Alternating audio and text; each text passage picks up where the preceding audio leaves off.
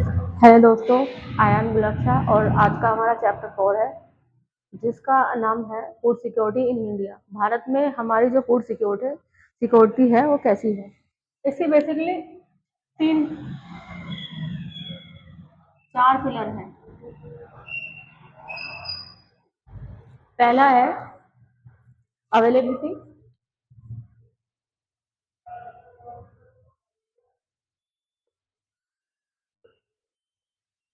दूसरा है एक्सेस, तीसरा है यूटिलाइजेशन और चौथा स्टेबिलिटी।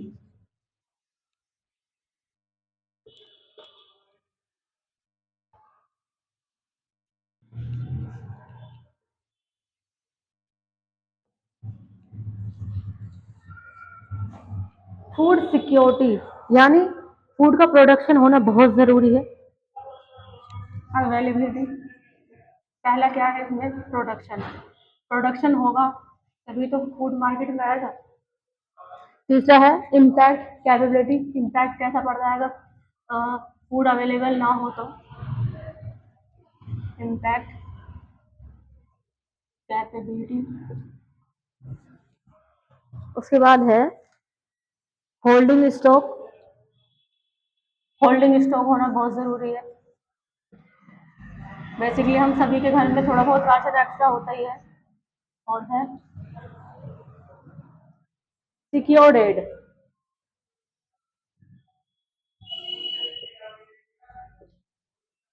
तो ये इसके अवेलेबल होना ज़रूरी है, प्रोडक्शन होना बहुत ज़रूरी है, इम्पैक्ट अवेलेबिलिटी होना, एक्सेसिबिलिटी होना ज़रूरी है, होल्डिंग स्टॉक होना ज़रूरी है और सिक्योर ऐड होना ज़रूरी है।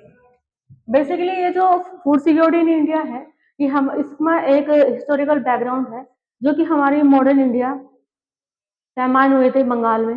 जब अंग्रेज हमारे देश में आए थे, उन्होंने क्या किया था, बंगाल में हमारे सबसे पहले पैमान आए थे, यानी भूखमरी होने लगी थी, लोगों के पास काम काज नहीं रहा था।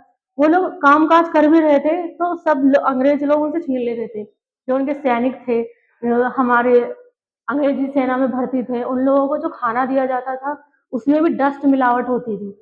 तो हमारा सबसे पहले जो फैमाइन आया वो बंगाल में आया और उसी से ही हमारा जो टॉपिक है रिलेटेड है फूड सिक्योरिटी इन इंडिया। हमारे जो देश में फूड सिक्योरिटी की और फूड शॉर्टेज जो आया है वो अंग्रेजों के ने जो बंगाल फैमाइन हुआ हमारा वहीं से आया है।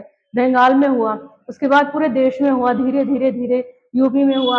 लोगों के पास जब खाना नहीं रहा और ना ही कोई रोजगार रहा तो वो अपने घर छोड़कर जाने लगे, गांव के गांव खाली हो गए।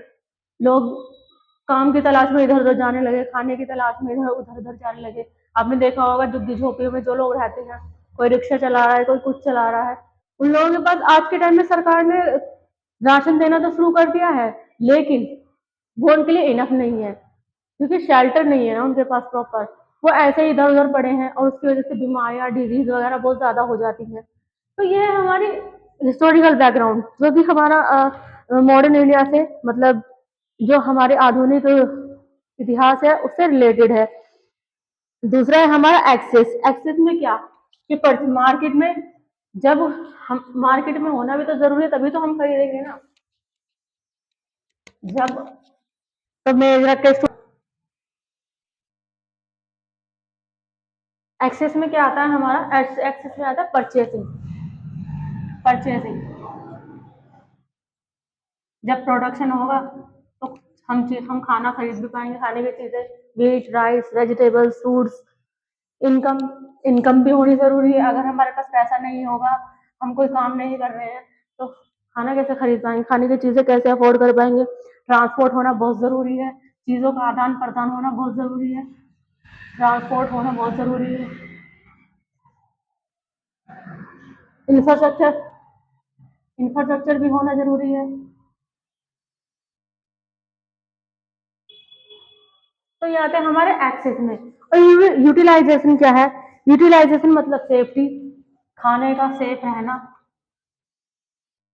बहुत बार अचानक से खाने का सामान आ रहा है किसी ट्रक में या गाड़ी में, बारिश आ गई, उसको सेफ भी तो करना है ना।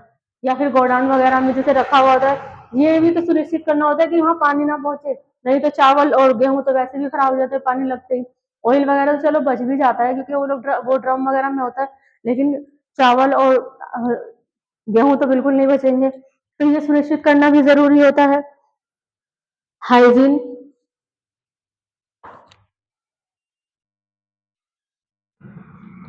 जो खाना हमने खरीदा है उसमें हाइजीन होना चाहिए।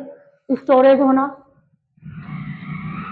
स्टोरेज रखना पड़ता है ताकि अगर फूड शॉर्टेज हो तो उसको फूड की कमी ना पड़े, खाने पीने की प्रोसेसिंग होनी बहुत जरूरी है, रेगुलर प्रोसेसिंग होनी जरूरी है हमारी। तो ये आता है हमारा यूटिलाइजेशन में। और स्टेबिलिटी क्या है, प्राइस स्टेबल रहना चाहिए। महंगाई एकदम बढ़ गई, चावल के दाम आज 20 रुपए थे, कल 40 हो गए। प्राइस का स्टेबल होना जरूरी है। पॉलिटिकल, राजनीतिक मुद्दे पॉलिटिकल होना जरूरी है।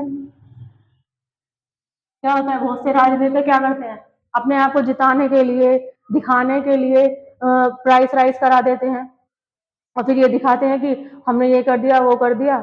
ये पॉलिटिकल होता है। इकोनॉमिकल होना बहुत जरूरी है।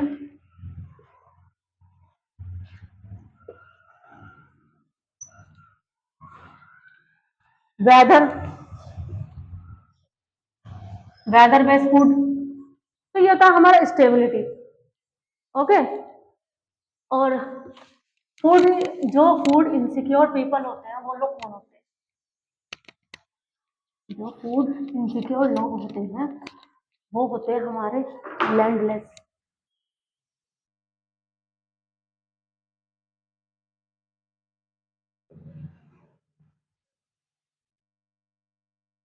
कौन होते हैं, लैंडलेस, जिनके पास ना तो घर है, ना शेल्टर, ना रोजगार, लैंडलेस पीपल। ट्रेडिशनल आर्टिसन, जो हमारे ट्रेडिशनल आर्टिसन है, जो आर्ट वगैरह हमारे बनाते हैं, वो हमारे फूड इनसिक्योर होते हैं, कभी काम है कभी नहीं है। Practice self employed worker, practice self employed worker कौन से होते हैं, जो छोटे लेवल के हमारे दुकानदार होते हैं, वो जिन्होंने अपना काम छोटा मोटा कुछ शुरू किया हुआ है, उन्हें हम प्रैक्टिस सेल्फ एम्प्लॉयड वर्कर कहते हैं।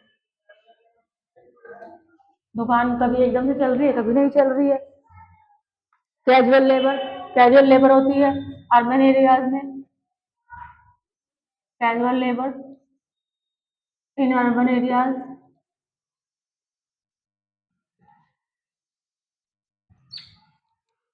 और कौन होता है, सेक्शन ओबीसी, एससी, एसटी।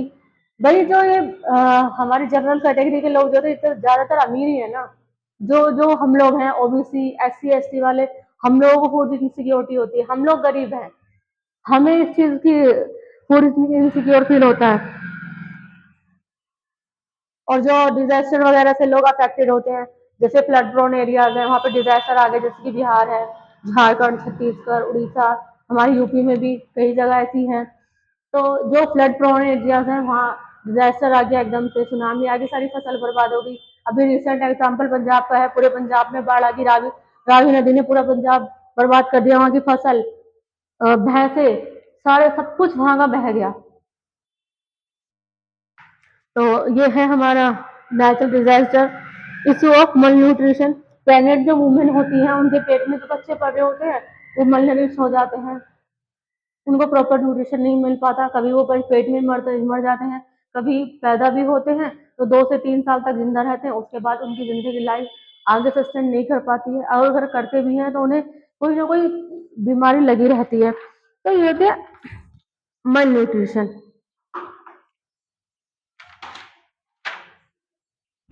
तो ये तो हमारे फूड इनसिक्योर पीपल्स, ये हमारे फूड इनसिक्योर पीपल्स होते हैं। Life circle, life circle, life circle क्या होती है, लाइफ साइकिल ओ फूड हंगर क्या होता है, पहला आता है हमारे इसमें चिल्ड्रन, चिल्ड्रन, चिल्ड्रन, ठीक।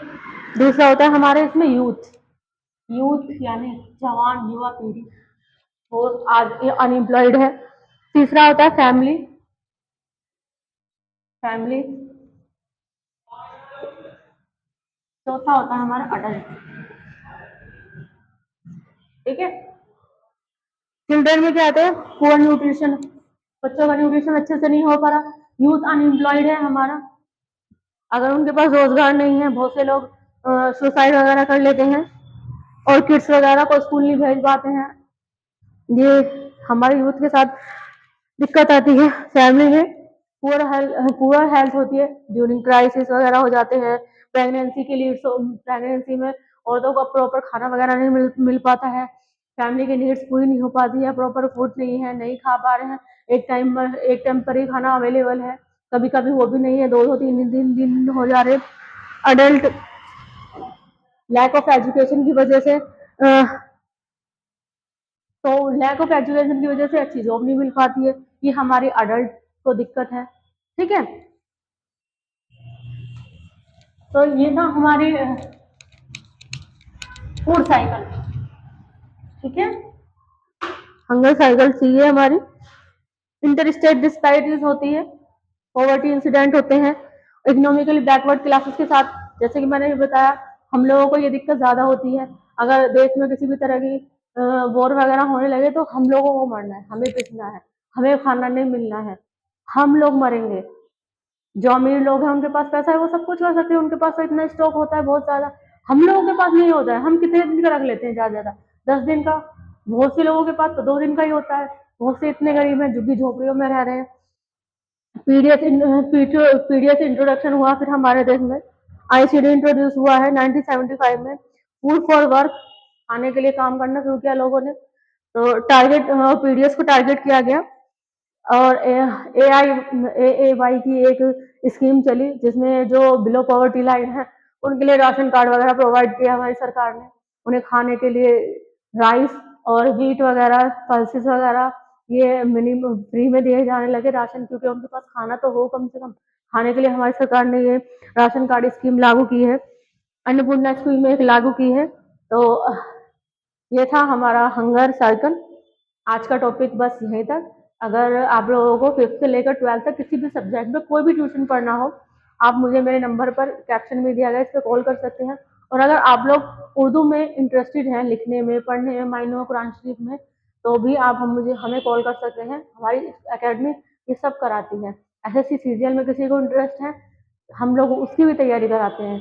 अगर आपको इनमें से किसी चीज़ में भी कोई भी दिक्कत है, कोई भी, अगर आप ट्यूशन लेना चाहते हैं, आप हमें नीचे दिए गए कैप्शन पे मेरा नंबर है, हमारी अकेडमी का नंबर है, आप कॉल कर सकते हैं। ठीक है गाइस, लाइक और सब्सक्राइब करना ना भूलें। Thank you so much.